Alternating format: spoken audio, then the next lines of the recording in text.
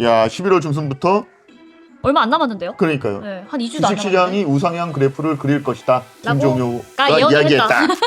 그런데 뭐 공매도 몇 개월 동안 없었다고 해서 뭐 증시가 상대적으로 좋았나요? 그러니까 뭐 공매도나 이런 것들을 네. 막는다고 해서 시장의 전체적인 뭐 변동성을 줄일 수 있다? 헛소리고요. 이재용의 그 직업은 윤석열 병풍서기. 뭐 이런 걸 하고 있으니까 이거 뭐 일이 되는 게 하나도 없는 거죠.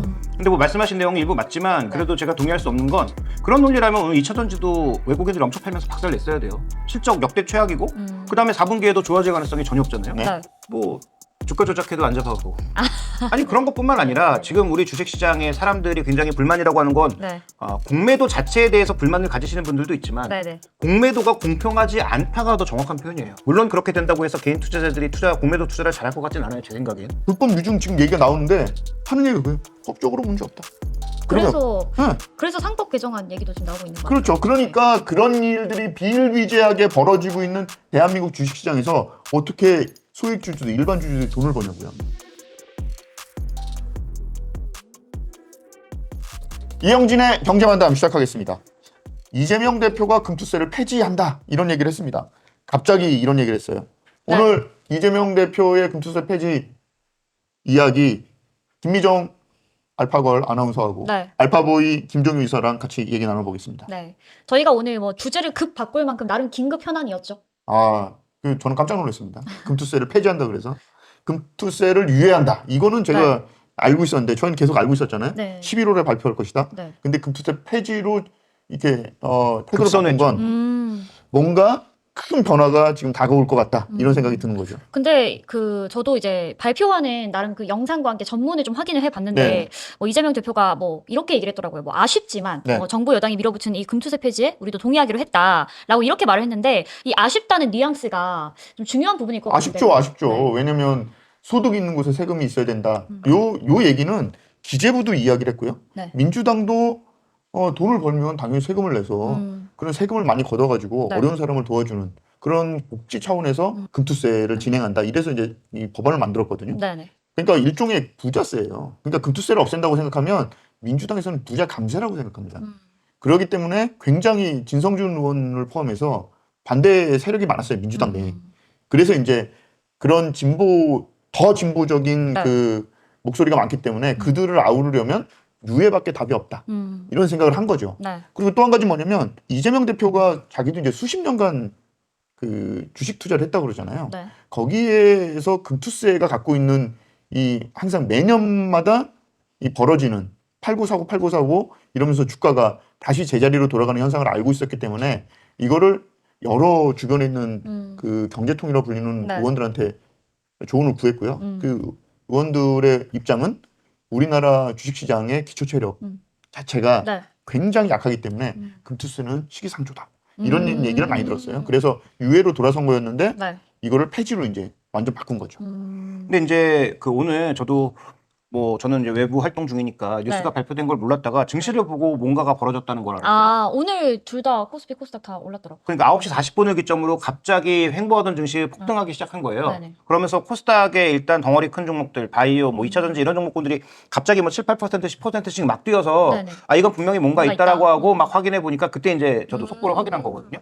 그러니까 시장이 이슈 때문에 빠진 건 아니에요. 뭐 네. 이슈 때문에 빠졌다고 주장하시는 분들 많겠지만 다 헛소리고요. 네. 이건 그냥 시장이 원래 하락하고 있었는데 변동성을 거기 플러스 해준 거죠. 그러니까 우리 시장이 원래 뭔가 취약하고 네. 연말로 가면 금투세뿐만 아니라 항상 뭐 여러 가지 세금 문제로 인해서 대주주 관련 세금으로 인해서 네. 매물을 일정 부분 소화하고 1월 달에 다시 되사는 이런 게 원래 있었던 데다가 네네. 지금 글로벌 증시 중에서 우리가 지금 가장 취약하잖아요. 네. 최근에 같이 빠졌던 멕시코도 좀 버티는데 우리만 지금 이렇게 약세니까 더 시장에서는 그러면 이유를 찾아야죠. 우리가 도대체 이렇게 약한 이유가 뭐야? 기업 실적 안 좋아. 알겠어. 그런데 그렇다고 이렇게 세계 증시가 다 오르는데 빠져? 야, 독일 경제는 더 안 좋아. 독일 경제 더 나빠. 독일 뭐 지금 제가 뭐 지난달에 갔다 와서 보니까 네. 독일은 멀쩡해 보이는 사람도 막 구걸하고 다니거든요. 그런 상황인데 그런 독일 증시가 사상 최고인데 우리는 지금 뭐 사상 최고가 아니라 거꾸로 가고 있는. 2600도 네. 밑돌고 있는 상황이니까 네. 증시의 그 내부 기류가 결국은 뭔가 계속 그 핑계거리 찾은 거고 그 금투세가 집중 타격의 대상이 된 거죠. 그러면서 이제 금투세는 빨리 뭔가 결정 내려야 된다. 아마 지난주에도 우리가 얘기했을 거예요. 어떤 결정이든 좀 빠르게 결정해줘야 된다라고 말씀을 드렸는데 네. 어쨌든 생각보다 굉장히 강한 그런 입장 선회가 나타난 것이어서 시장에서 굉장히 민감하게 반응을 했고 그래서 오늘 종가 기준으로 봤을 때 코스닥 거의 4% 올랐거든요. 그러니까요. 네. 네, 3% 그러니까 넘게. 최근에 이런 변동성을 저도 본 적이 없어서 뭐 시장이 굉장히 바랬던 이슈이기는 하고 다만 연속성은 조금 확인해 볼 필요가 있겠죠. 그러면 투자 심리는 개선이 되진 않을 거다. 뭐 이렇게 보는 거예요? 아니 개선이 되죠. 개선이 되는데 네. 기본적으로 시장의 하락 원인이 금투세 때문은 아니라는 얘기죠. 이것만 아니고 다양한 원인들이 있는데 뭐 그중에 하나 정도가 이제 좀 진정이 됐을 뿐. 그렇죠. 네. 그러니까 하락하고 있던 도중에 더 시장을 약하게 만든. 그래서 어떻게 보면 우리 시장에 최근에 거래가 없었어요. 그러니까 거래 대금이 과거 대비해서 진짜 반토막으로 확 줄고 거래가 좀처럼 늘어나지 않았는데 그게 아마 미대선을 기다리는 그런 이슈도 있었겠지만 네. 이런 금투세라든지 여러 가지 정책 이슈를 기다리는 과정에서 시장에서 좀 더 신중론을 펼쳤던 사람들이 뭔가 주저하고 있었을 거예요. 다만 오늘도 코스닥은 외국인도 엄청 샀거든요. 네. 오늘 기관 외국인도 엄청나게 달렸는데 네. 반도체에 대해서는 여전히 외국인들 시각이 그렇게까지 드라마틱하진 않습니다. 그래서 과연 외국인들 우리 시장의 주요 하락의 원인 중에 수급으로만 따지면 외국인 네. 매도가 핵심인데 외국인이 오늘 이렇게 지수가 유가증권 시장도 거의 2% 가까이 올랐는데 돌아왔느냐? 300억 샀거든요. 거래 증가도 전반적으로 없었어요. 그러니까 매도가 좀 실종됐다라고 표현하는 게 좀 더 적절한 것 같아서 저는 이 이슈는 좀 더 지켜봐야 될 것 같고 이게 이번 주에 또 공교롭게도 미대선, FMC 다 있잖아요. 그렇죠. 그러니까 이런 것들을 다 기다려보고자 하는 그런 심리가 아직까지 시장에 남아있는 것 같아서요. 그러면 하락의 원인이 이게 주력이 아니라면 투자 심리가 회복되는 것도 일부가 회복됐다라고 보시는 게 적합한 표현인 것 같습니다. 반도체는 삼성전자가 하도 삽질을 해가지고 그 외국인이 살 수가 없는 거 아니에요? 아니 그렇더라도 지난번에 실적 발표, 3분기 실적 발표했을 때도 네.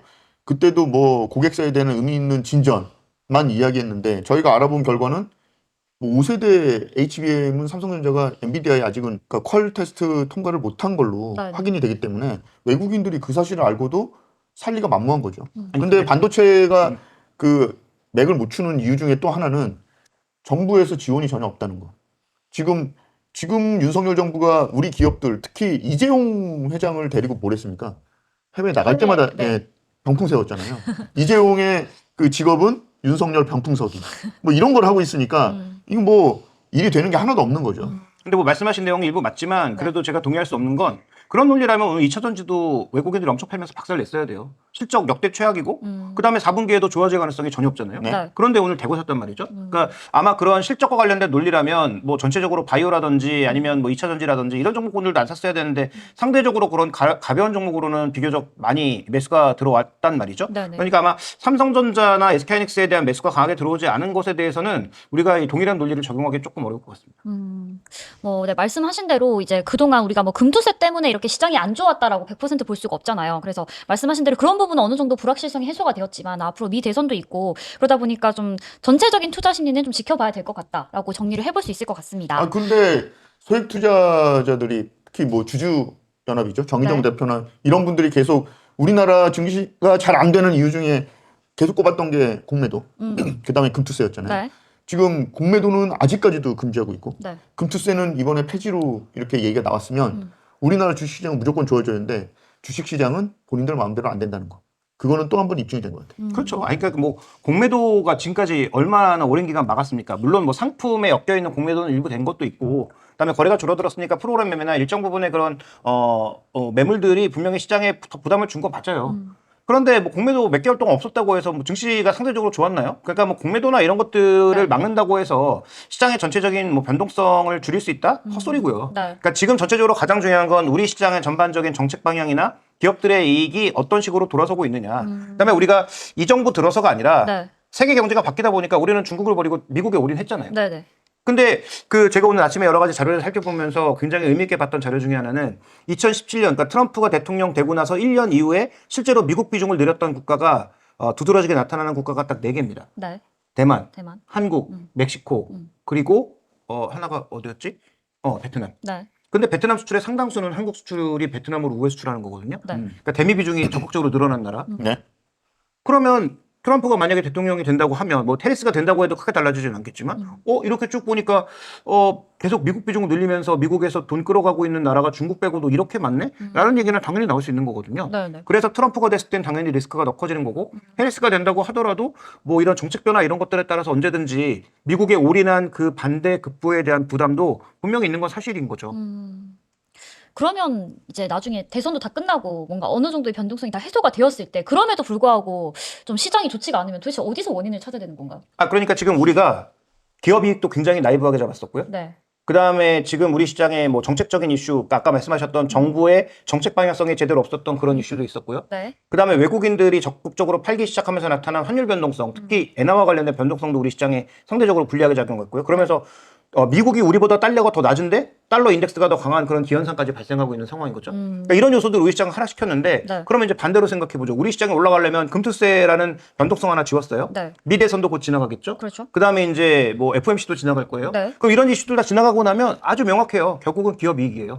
기업 이익이 변동성 없이 다시 올라오느냐가 관건이고 네. 그 다음에 지금 올해 연초부터 외국인들이 국내 증시 매수 강도와 가장 연동되어 있는 지표를 한두 가지 찾아보자면 네. ISM 지수가 굉장히 연동돼 있어요. ISM 지수가 뭐죠? 그러니까 미국의 제조업 지수인데 네. 구매 지하 지수 같은 PMI 같은 거거든요. 네네. 근데 이거를 이제 집계하는 기관에 따라서 미국은 ISM 지수라고 따로 부르고 또 이제 PMI 지수 따로 있는데 이게 지금 별로 안 좋단 말이에요. 그러니까 미국의 기업들도 우리가 미국에 올인하면서 미국의 상품 수출을 하고 있는데 미국의 기업들이 대통령이 누가 될지 모르고 정책을 어떻게 뒤집을지 모르니까 한 발 뒤로 빼면서 지금 미국의 제조업 활동이 줄어든 거란 말이에요. 네. 그러면서 우리나라 기업들의 실적도 대미를 향했던 기업들은 꺾였고요. 그다음에 트럼프 우려가 나타나면서 자동차 종목은 실적이 엄청나게 좋았는데도 주가가 다 빠졌죠. 그러니까 그런 측면에서 결국은 우리 기업들의 실적이 언제 터닝되느냐가 관건이고요. 작년에 아주 똑같은 현상이 있습니다. 작년에 11월 중반쯤에 한국의 그 기업 어닝 컨센서스가 계속 다운하다가 네. 우상향으로 반전되면서 외국인들도 대거 사고 증시도 2300에서 갑자기 쫙 올라갔던 적이 있거든요. 네네. 과연 그게 나타나느냐가 관건이고요. 거기에 가장 첫 번째 타자는 삼성전자입니다. 삼성전자 4분기 실적이 진짜로 9조 정도 찍느냐 아니면 두 자릿수 넘어서 또 뭐 10조, 11조 찍어주느냐가 아마도 전체적인 이익 컨센서스 측면에 있어서는 뭐 중요한 부분이 될 걸로 보고 있습니다. 12월 초가 중요하네 그러면. 1월 초에 발표하는 거 아니야? 사실? 아니죠. 왜냐하면 11월 초에 뭐가 발표됐냐면 증권사들의 내년 전망은 다 11월 중순에 나오잖아요. 그렇죠. 네. 그러니까 내년 전망까지 지금 다 집계하고 있단 말이에요. 근데 제가 아까도 말씀드렸지만 상반기까지 보고 있던 내년 전망이 올해가 작년 대비 이익이 몇 % 증가했다고 본 줄 아세요? 작년 대비 70% 증가한다고 봤습니다. 70%요? 네, 내년에 몇 % 증가한다고 본 줄 아세요? 30% 증가한다고 봤습니다. 그러니까 우리가 이익을 너무 심한 거 아니야? 그러니까 얼마나 격차가? 나이브하게 받는지가 드러나는 거죠. 근데 미국은 그렇게 나이브하게 보는데도 그거를 항상 상영하고 우리는 어닝 쇼크가 나니까. 네네. 그러니까 3분기에서 벌써 우리가 한 잡기를 잘못 잡았네. 아니, 그러니까 그게 이제 뭐 미국이 그렇게 나오기도 하고 경제 전망이 뭐 나름 나쁘지 않다 보니까 그렇게 좀 나이브하게 잡았는데 네. 실제로 우리가 그렇게 나오지 않고 어닝 쇼크가 많이 나타나면서 9월 달부터 그 우리가 이제 어려운 얘기를 어닝 컨센서스라고 하는데 증권사들이 취합하고 있는 실적이 이렇게 꺾이고 있거든요. 급전직하로. 네. 그러면서 내년도 이익도 계속 빠고 있어요. 그러니까 이게 11월 중순 정도 되면 다 취합돼서 이것도 당연히 안 맞겠지만 어쨌든 수정된 이익 컨센서스가 나오고 그러면 어느 정도 시장의 밸류에이션이라든지 이런 것들의 재평가가 나타날 수 있단 말이죠. 그다음에 이제 11월 정도 되면 뭐 어느 정도의 불확실성들이 대부분 다 제거된 상황일 거잖아요. 네. 그러면 이제 그때부터는 좀 더 안정적인 흐름이 나타날 수 있고 또 계절적으로 11월, 12월 달은 우리나라 인덱스 펀드들이 기본적으로 현선물 가격 차이를 이용해서 배당 투자를 하는 달입니다. 그래서 대형주에 대한 매수가 원래 11월, 12월 달 계절적으로 늘어요. 네. 그래서 지금 뭐 말씀해 주셨던 그 이 세금 이슈 없어졌죠? 미대선 이슈 없어지죠? 그렇게 되면 제가 보기에 11월 중순부터는 갑자기 뭐 트럼프가 뭐 자기가 패배한 것에 불복해서 뭐 진짜 뭘 일으키거나 아니면 뭘 뭐 일으키죠? 아니 지금 그런 얘기 나오고 있잖아요. 대선 네. 불복 얘기 막 나오고 있잖아요. 너무 지금 가고 있어. 지금 우리는 이재명 얘기를 해야 되는데.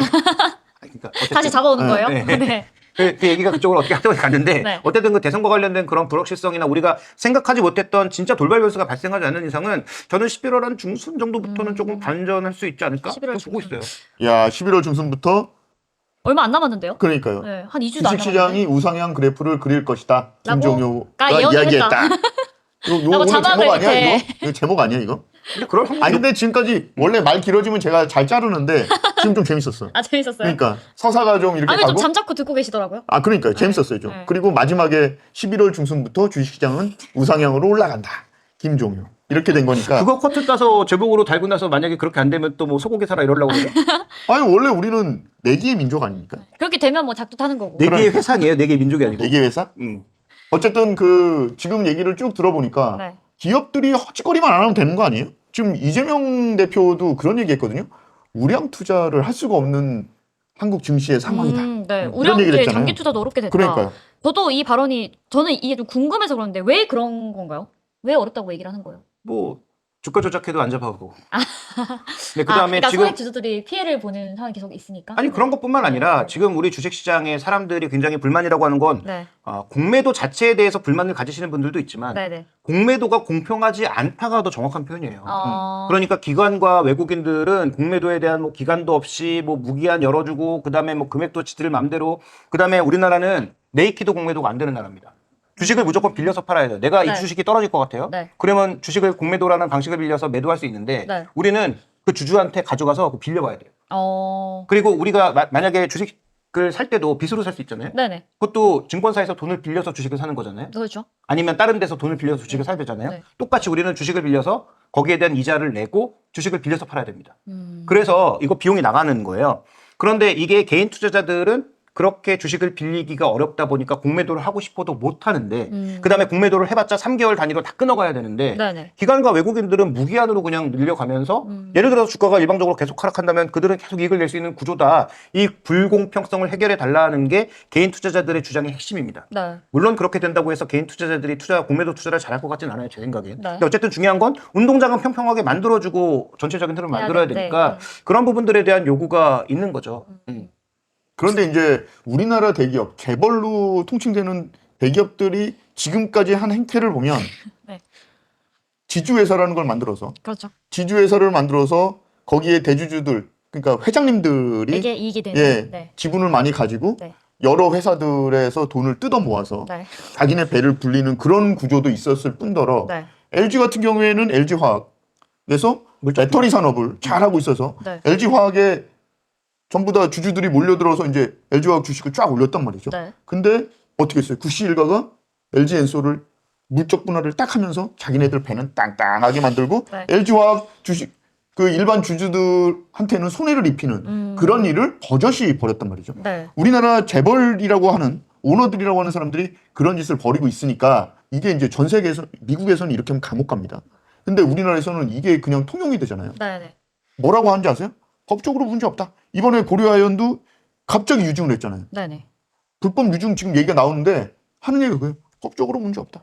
그러면 그래서 상법 개정안 얘기도 지금 나오고 있는 거예요. 그렇죠. 그러니까 그런 일들이 비일비재하게 벌어지고 있는 대한민국 주식시장에서 어떻게 소액주주들, 일반 주주들이 돈을 버냐고요. 그러니까 이것도 장기적으로 보면 네. 가장 좋은 해법은요.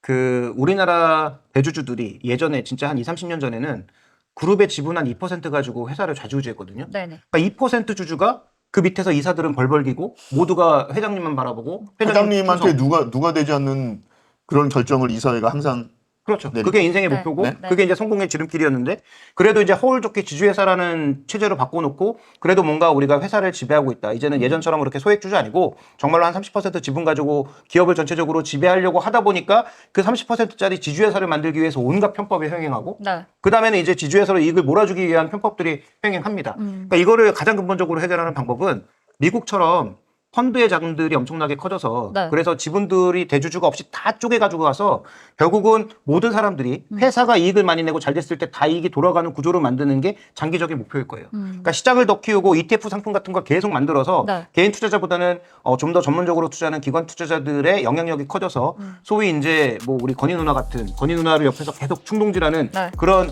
이 불법 세력들이 준동하지 않도록 우리 착하신 건희 누나를 막 옆에서 준동시켜서 국가를 막 이렇게 조절하는 김건희 얘기하는 거야? 네? 김건희? 아니 김건희 누나를 준동시켜서 김건희 누나는 잘못하신 게 없죠. 예. 그 옆에서 준동하는 그 나쁜 놈들이 있었죠. 그래서 그런 세력들이 준동하지 못하도록 시장 파이를 키우는 게 장기적으로는 가장 중요한 목표고요. 네. 그럼 단기적으로는 지금 국장이 말씀하신 대로 이사회 충실 의무 하나만 제대로 상법에 넣어도 이사회에서 대놓고는 못한다는 거죠. 네네. 그러니까 뭐 어떤 식으로도 편법으로 할 거예요. 뭐 그들이 네. 뭐 그것만 연구하려고 있는 사람들인데 어떤 식으로 법을 바꿔도 물론 편법은 있을 텐데 네. 그래도 핵심 포인트는 최소한 대놓고는 못하게. 근데 이제 그 조항 그 한마디로도 지금 어쨌든 난리가 났잖아요. 이제 회사 입장에서는 뭐 그렇게 하면은 뭐 삼성은 장사 못한다. 뭐 1주만 네. 갖고 있어도 그렇죠. 내가 한 주만 갖고 있어도 뭐 회사들 태클을 걸 수 있는 거 아니냐 뭐 이런 식으로 계속 반대를 하고 있잖아요. 근데 그거는 정확하게 그냥 대주주 논리고요. 그렇죠. 전체 예를 들어서 주주가 예를 들어서 한 몇천만 명, 몇만 명이 있는데 네. 한 주 가진 주주가 물론 그런 뭐 블랙 소비자 나타날 수 있죠. 네. 근데 블랙 소비자 있다고 지금 소매기업들이 망하나요?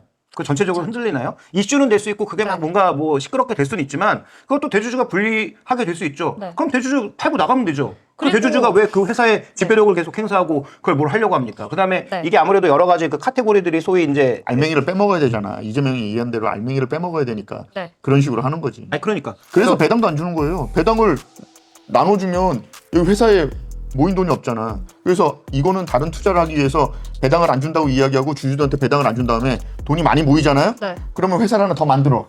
그리고 여기다가 이제 밀어주기를 하는 거야 계속 사업을. 그래서 여기 있는 돈을 빼. 나중에 배당 달라고 그러면 네. 우리가 그걸 사업하는 거 다 써버렸네.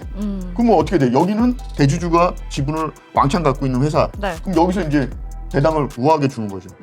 이게 우리나라 기업인들이 기업가 정신이 없다고 손가락질 받는 대표적인 사례예요. 그러니까 기업을 만든 창업주 1세대, 2세대 정도까지는 그래도 창업가 정신도 있고 모험가 정신이 좀 있었던 데 비해서 네. 3세, 4세로 내려오면서 어디 가서 금융기법이나 나쁜 집들만 배워와서 전부 이제 하는 행태들이 이런 형태로 가는 거죠. 네. 그래서 이건 분명히 시정될 필요가 있고요. 물론 과거 대비해서 많이 나아졌고 앞으로 나아질 겁니다. 그런데 지금 아까 뭐 국장이 얘기했던 대로 상법의 이사의 충실 의무 정도는 반드시 조항으로 이사의 좀- 충실 의무, 주주에 대한 이사의 충실. 그렇죠. 주주에 대한 이 네. 꼭 들어가야죠. 네. 이 주주가 특정 주주가 아니라 전체 주주에 그렇죠. 대한 총주주. 충실 의무. 총주주. 네. 네. 그래서 모든 주주들에게 동일한 권리에 충실 의무를 넣어줘야 적어도 이사회 내에서는 대주주를 향한 그 외사랑은 없어질 가능성이 높고요. 그러면 우리나라 이제 그 창업주들부터 한 2세까지 모르겠어요. 근데 3세, 4세들은 이런 식으로 만약에 막 규제하고 그러면 제가 보기엔 대부분 회사의 지배력을 포기하고 그냥 그들만의 세계로 떠날 가능성도 저는 장기적으로 보면 그리고 있다. 또 한 가지는 이제 이 이재명 대표가 이야기했던 상법 개정안, 네. 총주주에 대한 이익을 위한 이사의 충실 의무. 요게 들어가 있는 상법 개정안은 지금 재계에서는 결사적으로 반대하고 있습니다. 그렇죠. 결사적으로 반대하고 결사반대. 있고 네. 또 윤석열 정부는 네. 처음에는 동의하는 것처럼 하다가 지금 태도를 바꿨어요. 중요한 게 뭐냐? 법을 바꿔야 되는 거라서 한동훈 대표가 어떤 생각을 갖고 있는지 그게 되게 중요해요. 이번에 이재명이 금투세 폐지를 국민의힘이 원하는 대로 동의를 해줬잖아요. 이게 그래서 일각에서 약간 주고받는 게 있는 게 아니냐고 얘기가 나오더라고요. 근데 이제 네. 이게 국민의힘은 기본적으로 그 기업 편이잖아요. 네. 그렇기 때문에 이거 선택하기가 되게 힘들고 국민의힘이 이 상법 개정안을 반대하는 논리가 딱 하나입니다. 내용이나 취지가 다 좋다. 네. 근데 이거는 애초에 이런 그 법안이 나오게 된 시초가 네. 우리가 제일 반대하는 경제개혁연대나 이런 진보 집단에서 내놓은 거기 때문에 네네. 우린 그냥 무조건 반대. 지금 이런 상황이란 말이죠. 그러면 자기들이 내놓는 좀 방안도 있으면 좋지 않을까요? 국민의힘이 지금 아무것도 안 하고 있잖아요. 이 사람들은 생각이 없는 겁니다. 상법 개정안에 대해서. 왜? 기업들한테 미움받기 싫거든. 근데 한동훈이 그런 얘기를 했어요. 금투세 폐지는 1,400만 주주들의 승리고 네. 민심의 승리다. 네. 그리고 민생을 누구도 포기할 수 없다고 얘기했잖아요. 네. 민생이 가장 중요하다. 그렇죠. 네. 상법 개정안은 민생과 정확하게 맞물려 있는 겁니다. 그렇죠. 그러면 한동훈 대표가 어떤 식으로 행동할지 그 이재명 대표가 이야기했던 이 상법 개정안에 대해서 어떤 태도를 취할지가 네. 굉장히 관전 포인트가 되는 거죠. 이 그렇죠. 상법 개정안에 대해서 근데 대법원에서도 좀 어느 정도 공감한다라고 의견을 내기도 했고. 아니 원래 기본적으로 그렇죠. 그런 거예요. 네. 이거 지금 반대할 수가 없어요. 그러니까요. 한국경제연합이죠. 네. 대기업들이 다 들어가 있는 그 한경연에서 이거는 말도 안 된다고 막 그 자료까지 내고 네. 그 다음에 논문도 냈거든요. 네네. 근데 그 논문까지. 논문은 그건 사기를 친 겁니다. 그러니까 1번, 2번, 3번 조항이 주주 충실, 총주주에 대한 총주주 이익에 대한 이사회 충실 의무가 만약에 미국 법에서 1번, 2번, 3번, 4번이면 네. 5번에 대주주에 대한 것과 네. 또 이렇게 그 배임 횡령으로 고소고발이 많이 이루어질 것 같다라는 그거를 막기 위한 조항이 있는데 그것만 딱 빼가지고 논문을 썼어요. 그러니까 지금 내용을 호도하고 있는 거죠. 아니, 그리고 지금 이 전체적인 상법 개정과 관련돼서 우리가 가장 봐야 되는 핵심 포인트 중에 하나가 네. 결국은 대주주의 이익을 위해서 기존의 이사회들이 일해왔고 뭐 사회이사, 감사 이런 사람들이 역할을 제대로 못한 것에 대한 반작용으로 지금 우리가 이런 주장들을 하는 거잖아요. 그렇죠. 네네. 그래서 이런 것들을 계속 주장하면서 가다 보면 결국 아까 말씀드렸던 대로 기존의 대주주들도 회사를 굳이 그렇게 온갖 편법을 써가면서 지배를 할 이유가 없는 거죠. 그러면 그냥 진짜로 회사의 이익을 많이 낼 수 있는 사람을 뽑아서 네. 그 사람을 CEO로 앉혀놓고 성과를 좋게 내고 그 성과를 다 같이 공유하는 형태로 가는 게 네. 지금 우리나라 그 소위 이제 이 상법상 가장 큰 두 가지의 구조적 문제점이 뭐냐면 네. 이렇게 대주주에게 이익을 몰아주는 게 한 가지가 있고 네. 또 하나 대주주에게 이익을 몰아주는 경우가 경영권을 가지고 거래를 할 때 대주주에게 경영권 프리미엄을 얹어서 네. 대주주의 지분만 높은 가격에 사주는 그런 말도 안 되는 행위가 우리나라에서 벌어지잖아요. 그러니까 그런 행위가 벌어지지 않고 미국처럼 너가 어떤 기업을 사고 싶으면 네가 어떤 식으로 방법을 조달을 하던 네. 전체를 다 사라. 이런 식으로 가는 게 또 맞는 거죠. 그렇죠. 그리고 또 한 가지 뭐냐면 회장님이 지시를 했어. 근데 이걸 검토해봤더니 안 될 것 같아. 그래도 회장님이 밀어붙이려면 하거든요. 이사회가 결정을 해서. 네. 그 실패하면 회장님이 자기 사죄를 출연해서 책임을 지냐. 난리가 나서 사죄를 출연하라고 손가락질을 해야 그때 조금 내놓을까 말까 하는 거예요. 그것도 사업 무슨- 실패에 대한 책임을 안 져. 그것도 무슨 재단 그러니까. 만들어서 그런 식으로. 네. 하더라고요. 그러니까 오늘 얘기를 하다 보니까 요 우리 앞에 있는 소파에다가 기업인들 놔두고 어떻게 채찍질이라도 해야 될까요? 아, 그러면 안 됩니다. 그럼 안 돼요? 제가 영업하는 사람이에요. 그건 또 그분들을 억울하네요? 앞에다 두고는 네. 제가 또 아. 말을 못 그러니까 합니다. 뒷담 정도는 할 수 있는데. 아, 그렇죠. 아니죠. 옆담. 옆담, 네. 옆담 정도 할 수 있는데 직접적인 공유는 어렵다. 걸리면 걸리면 그런 거 있잖아요. 방금 전에 말씀하신 네. 그 사업 실패했는데 네. 사제 출연 안 한다 그러면 사제 출연 안 한다고 우리가 조질 수 있지. 아. 그런 건 할 수 있는데 네. 이렇게 막 그 멀리 니네 범죄자다, 이 나쁜 놈들이다 이렇게 해서는 말 못 하는 거죠. 아하, 알겠습니다. 그것도 한번 쓰고 나면 네. 얼마나 전화가 오는지. 전화 많이 받으셨나 봐요, 지금. 전화를 네. 사실 이제 기업에서 전화가 오면 사실 전 두렵습니다. 네. 예, 그렇게 도와드렸는데 도와드린 우리한테 이렇게 했습니다. 그쪽에서. 그렇죠. 그럼 뭐라고 답하세요? 그러면 정말 죄송하죠. 써놓고 기사 아니죠. 기사는 제가 쓰지 않습니다. 후배들이 썼는데 나가고 죄송하다면 어떡합니까? 아니 그게 아니고 의리잖아요. 네. 예. 마지막 질문해 주시죠. 자, 그래서 마침 하려고 했습니다. 아, 예. 네. 자, 어쨌든 간에 저희 방송 이제 날짜로 11월 4일부로 이제 금투세 폐지도 됐고, 그렇다면 향후 우리 시장 좀 어떻게 좋게 쭉 올라갈 수 있는, 우상향할 수 있는 가능성이 있을까요? 네, 결국은 실적하고 외국인 수급의 복귀 여부가 가장 중요한데 네. 일단 뭐 외국인은 안 팔기만 해도 성공인 것 같아요. 안 그래서 팔기만 해도. 기관들이 11월, 12월 달에는 기본적인 인덱스 펀드들의 배당 관련 매수가 있기 때문에 대형주들이 조금 받쳐주고 그다음에 미국이 어차피 뭐 갑자기 나빠질 가능성은 좀 낮으니까 네. 정말 돌발 변수만 없다면 저는 아까도 언급드렸던 것처럼 뭐 11월 한 중순 이후부터는 조금씩 점진적인 상승을 하지 않을까. 대신 우리가 급하게 내려왔고 좀 오랜 기간 내려왔기 때문에 네. 올라갈 때 거래가 대량 급증하지 않으면 올라가는 속도가 빠르진 않을 겁니다. 대신 지금 낙폭거대주들 중에 대형주 너무 많고요. 실적이 좋은데도 빠진 종목도 꽤 많아요. 그래서 네. 그런 종목군들의 일정 부분의 가격 회복만으로도 네. 저는 최소 2,700선 이상은 연말까지 회복할 수 있다고 보고 있기 때문에 뭐 그런 관점에서 본다면 11월 중순 이후에 반전을 기대해 보겠습니다. 자, 김종효 이사가 연말까지 2,700? 회복한다. 너무 낮은 거 아니야? 2,700 지금 2,500에서 시작하는 건데 쉽지 않아요. 2,550 아, 200포인트? 아니 2,000 지금 오늘 얼마죠? 종가 아까 제가 정확하게 못 봤는데 2,600에 2,600은 못 넘긴 했어요, 아직은. 끝난 걸로 기억됩니다. 네. 그러면 지금 지수가 2,588이네요. 2,588. 네, 전 네. 2,700은 연말까지 넘을 수 있다. 네, 11월 4일자로 2,588이었고 2,700? 2,700까지 연말 안에 넘을 것이다. 여기서 또 작두를 탈 수 있을 것인지. 전 2,750 하겠습니다. 50포인트로 차이가 있는 거예요. 아니, 크지. 50포인트. 그럼 만약에 38포인트 나면은 여기가 이기는 거예요. 제가 이기는 거죠, 그건. 2,750이 넘어야지. 아, 그럼 2,750이 난 넘고 네. 여긴 2,700으로 하고. 자, 오케이. 김미정 아나운서. 전 안 할래요. 전 가운데에서. 왜? 저는 그냥 가만히 있다 지금 얻어먹을래요. 트럼프가 될 것 같으니까 그런 거지. 그러면 제일 넓게 네. 2,700 밑 다 하세요. 어떤 거요? 2,700 밑을 다 하시라고. 전 2,700부터 2,750. 아. 2,750 이상은 국장. 제가 2,700으로, 2,700 밑으로 하겠습니다. 야. 네, 2,699. 2,699. 네. 저는 하여튼 2,750이 넘으면 돼지 불고기를 사는 걸로. 왜 갑자기 돼지로 떨어졌죠? 내가 소고기를 안 먹는다고. 전 비타 500 살게요. 아니, 그게 아니고 네. 그렇게 하면 안 되지. 고기로 해야 되는데. 고기 많이 드시잖아요. 건강에 안 좋아요. 이영진의 경제만담, 저희가 준비한 내용은 여기까지입니다. 감사합니다. 구독! 좋아요. 알림 설정. 열심히 살겠습니다! 잊어볼 거야.